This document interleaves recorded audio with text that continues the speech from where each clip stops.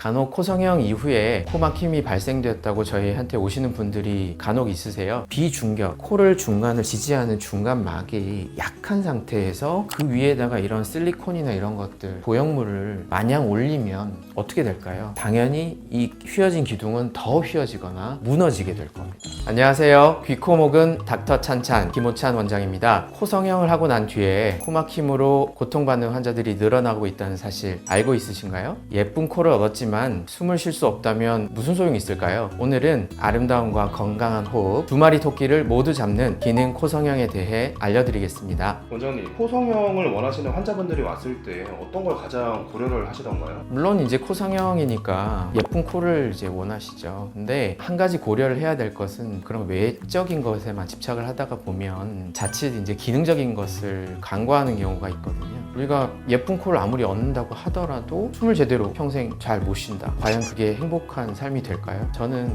이 두 마리 토끼를 모두 잡아야 된다고 생각을 합니다. 간혹 코성형 이후에 코 막힘이 발생되었다고 저희한테 오시는 분들이 간혹 있으세요. 이런 분들이 안타깝게도 미용만 고려한 코성형을 하셨기 때문에 그런 문제가 발생이 되시는 거거든요. 그래서 오늘은 외형과 기능적인 부분을 모두 커버할 수 있는 기능 코성형에 대해서 말씀드리겠습니다. 코라는 건요, 얼굴의 중심에 위치를 하는 만큼 그 형태에 따라서 굉장히 인상에 크게 영향을 주게 되거든요. 예쁜 코를 갖게 되었는데 숨을 제대로 못 쉬면 삶의 질이 굉장히 떨어질 수밖에 없습니다. 코가 막히면 단순히 입으로 숨을 쉰다 그걸 떠나서 주무실 때도 코가 막혀서 입으로 숨쉬게 되면요, 코골이나 무호흡 같은 것들도 많이 증가될 수가 있고, 또 입이 건조해지게 되면 구취라든지 이런 불편함이 많이 증가되는 경우도 많거든요. 혹시 비중격이라는 단어를 들어보신 적이 있나요? 비중격이라고 하는 거는 왼쪽과 오른쪽 콧구멍을 가르는 중간 벽 혹은 기둥이라고 생각을 하시면 되겠습니다. 그 비중격이 휘어진 걸 비중격 만곡증이라고 하고요. 그 비중격 만곡증이 코 막힘을 유발하는 한 원인이 됩니다. 비중격 만곡증은 의외로 굉장히 흔합니다. 꼭 다쳐서 그런 게 발생된다고 생각하시는 분도 있는데요. 성장 과정 중에서 자연스럽게 발생되는 경우가 사실 대부분이거든요. 그런데 환자분들마다 비중격 만곡의 위치나 정도에 따라서 코 막힘이 발생되는 경우도 있고 아닌 경우도 있고 굉장히 다양하죠. 원장님, 그러면 비중격 만곡과 코성형 후 코막힘은 어떤 관계가 있을까요? 자, 이 그림을 한번 보실까요? 이런 경우에는 아래쪽을 보시면 중간막이 같이 휘게 되어 있어요. 그래서 반대로 얘기를 하자면 이 코를 예쁘게 만드는 데 있어서 이 중간막의 역할이 굉장히 중요하다는 겁니다. 이게 2017년에 포항에서 지진이 일어났을 때 빌라 기둥이 이렇게 무너진 사진인데요. 비중격, 코를 중간을 지지하는 중간막이 약한 상태에서 그 위에다가 이런 실리콘이나 이런 것들, 보형물을 마냥 올리면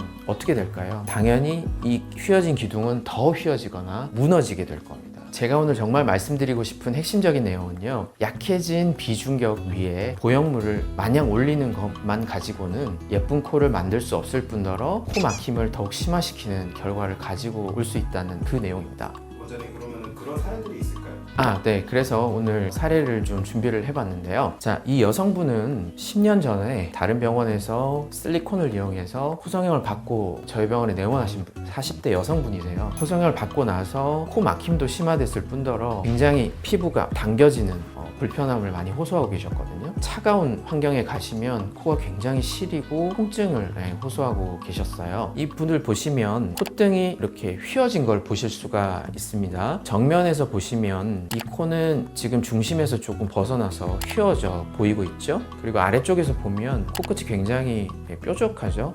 굉장히 부자연스러운 그런 코를 갖고 계셨습니다. 그래서 CT를 촬영을 했는데 보시면은 이렇게 굉장히 긴 L자형 실리콘을 가지고 계셨고요. 이게 본인의 코보다 훨씬 과도하게 큰 실리콘이어서 이게 여기 구겨져서 들어가다 보니까 피부가 굉장히 당겨져서 표정을 짓거나 할 때도 굉장히 불편함을 많이 호소하시게 됐고요. 코 속 내시경을 보시면 여기 중간막이 이렇게 왼쪽으로 많이 휘어져 있는 걸 보실 수가 있습니다. 이 부분이 연골 부위고 이게 아마 위쪽 실리콘에 의해서 많이 더 눌려져서 수술 전보다 수술 후가 훨씬 더 코막힘이 심한 것으로 그렇게 제가 진단을 했습니다. 그리고 이런 코가 사실은 움직이는 구조거든요. 표정을 지을 때 굉장히 피부도 움직이고 하기 때문에 그런 것들이 반복이 되다가 보면 피부에 자극이 되고 미세한 염증들이 생기면 코가 이제 구축코라고 해서 콧등이 막 이렇게 들리면서 피부가 단단해지는 그런 지경까지 이르게 되는 경우도 많이 있죠. 그래서 수술을 진행을 했고요. 보시면 수술 전에 이렇게 휘어진 콧등 바로 잡았죠. 코 길이에 적절한 또 높이에 적절한 실리콘을 사용을 해서 다시 수술을 해드렸던 케이스입니다. 확실히 코가 휘어진 게 해결이 된 게 보이시고요. 그 다음에 옆에서 보셨을 때도 높이가 높지 않음에도 불구하고 훨씬 더 높아 보이는 효과를 누릴 수가 있어요.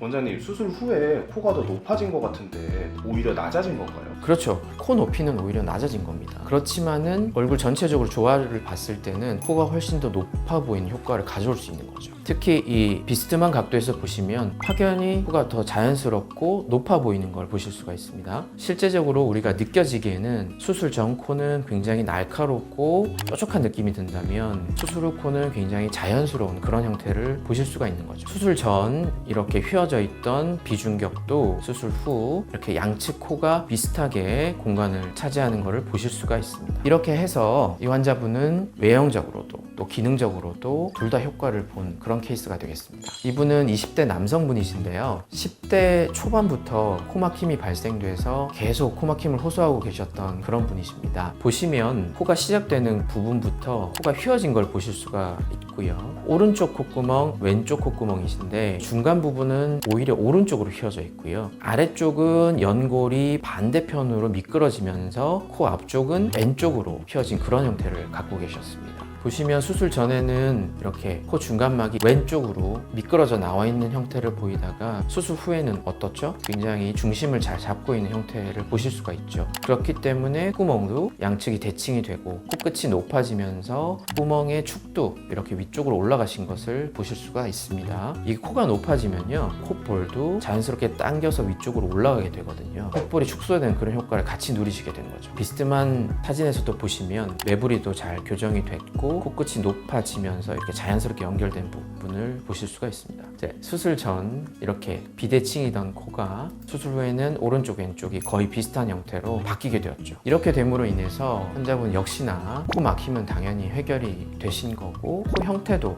같이 똑바르게 교정이 되신 그런 케이스입니다. 그러면 비중격 망곡증을 자가 진단할 수 있는 방법도 있을까요? 네, 몇 가지 말씀을 드려보자면요. 코 막힘이 주증상이 되긴 합니다. 그런데 비염 증상 혹은 축농증 그런 것들이 있다면 비중격 망곡이 없다 하더라도 코가 잘 막힐 수가 있거든요. 그런 증상이 없음에도 불구하고 거의 계속 코가 막히거나 또 양측이 번갈아 가면서 코가 막히거나 이럴 경우에는 비중격 망곡을 의심해 볼 수 있습니다. 코피가 한쪽에서 자주 난다든지 코골이나 또 수면무호흡증 등 수면장애가 같이 동반되는 경우에는 조금 더 의심을 해볼 수가 있겠죠. 원장님, 보여주신 케이스들이 굉장히 드라마틱하게 예뻐지시기도 하고 그다음에 기능성도 잡은 것 같은데, 그럼 이렇게 예쁜 코와 숨쉬기 편한 코 두 가지 토끼를 잡을 수 있는 방법이 있을까요? 네, 물론 있습니다. 앞서 말씀드렸던 것과 같이 바로 기능 코 성형인데요. 우리가 미용을 택할지 기능을 택할지 대립적으로 생각을 해볼 수도 있지만 어떻게 보면은 그 두 가지를 동시에 추구를 했을 때 훨씬 더 각각이 더 좋은 결과를 가져올 수 있거든요. 그래서 저는 감히 기능을 생각을 한 코 성형이야말로 훨씬 더 멋진 코를 가져올 수 있다고 저는 생각을 하고 있습니다. 단순히 코를 예쁘게 만드는 것이 아니라 코 속 구조를 확실하게 확인을 하고 그 구조적인 문제를 같이 해결하는 것이 외형적으로도 훨씬 도움이 된다, 이렇게 말씀드리고 싶어요. 우선 제 기준에서 저는 이제 환자를 볼 때 우선은 코 속을 먼저 봅니다. 내시경을 이용해서 그 앞쪽부터 뒤쪽까지 확인을 제대로 하고요. 그 다음에 CT 촬영을 해서 미처 확인하지 못한 구조적인 문제에 대해서 확인을 우선을 하고 그런 다음에 환자분의 외형에 대해서 상담을 하고 있습니다. 환자의 기본 코 높이나 아니면 휘어짐 정도도 확인을 하지만 얼굴 형태, 얼굴 비대칭이 있는 분들도 굉장히 많이 계십니다. 그리고 환자분의 피부 두께라든지 그런 것에 따라서도 우리가 사용하는 보형물의 종류라든지 또 코를 어느 정도 높일 수 있는지 또 적절하게 높이는 건 어떤 정도인지에 대해서 확인을 해볼 수가 있거든요. 그런 다음에 환자분이 원하는 이상과 또 실제로 현실적으로 어느 정도까지 구현할 수 있는지에 대해서 충분한 상담을 통해서 코 수술에 들어가게 되는 것이죠. 코 성형을 고려하신다면 단순히 예쁜 코만 생각하지 마시고 여러분이 가지고 있을 수 있는 비중격 망곡증과 같은 기능적인 문제도 함께 고려하셨으면 좋겠습니다. 기능적인 문제가 있다면 기능성 코 성형 코성형을 통해서 미용과 기능 두 마리 토끼를 모두 잡으실 수가 있습니다. 미용만 생각한 코성형이 오히려 기존의 기능적인 문제를 악화시킬 수 있다는 점을 반드시 기억하셨으면 좋겠습니다. 기능성 코성형을 위해서는 반드시 코 내시경을 이용해서 비강을 제대로 확인을 하셔야 됩니다. 코 내부 구조를 제대로 확인하지 않고 단순히 콧등에 실리콘을 얹는 그런 수술을 받으신다면 코 막힘이 훨씬 더 심해지는 그런 비극을 초래할 수 있습니다. 코성형은 단순한 미용 수술이 아닌